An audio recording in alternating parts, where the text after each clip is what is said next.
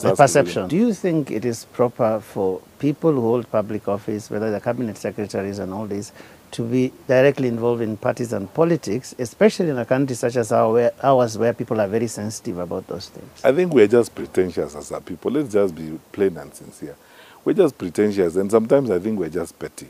Because the truth of the matter is this. You know, you are telling, first of all, let me tell you, my brother, people are not machines or pieces of wood or stones. People have feelings, people have emotions. And, you know, we can't on one hand say we are a country that respects rights and freedoms and so on. And then we say there's a certain segment of society that is not supposed to enjoy those freedoms and those rights. It is the right of everyone to express themselves, provided that you know, under the law, there are certain things you are expected. If you hold a particular office, there's a way in which you must conduct yourself. So you can't walk into my office, and because you belong to a particular party, I tell you, I'm not going to see you. That's unlawful. But at the same time, you cannot say because I'm in that office, I am supposed to operate like a piece of wood. Okay. I have no feelings, I have no rights, I have nothing. Okay, very well. Public officers are human beings, so human rights apply to public officers too.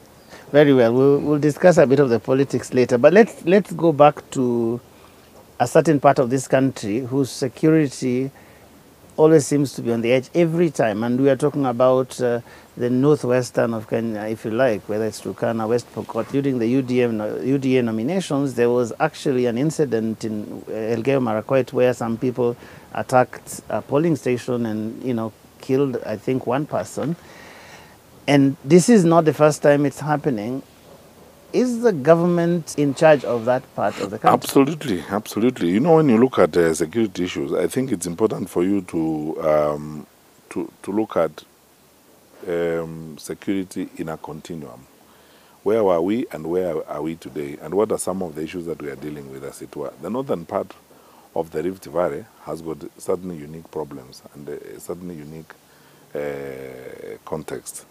But even then, I dare say, even then, there has been a remarkable improvement of security in that part of our country compared to where we've come from, which gives all of us hope that the strategies we have in place are working, that what we are doing there is yielding results, and that as we move forward, we will get to the destination we want to go, where there is total peace and stability in that part of our country. Because when you look at the incident, I pointed this out several times, go to the annals of history and read the instance of security in that part of our country in the late 80s, in the 90s, and all the, you know, until about 5-6 years ago, and look at what is happening there today.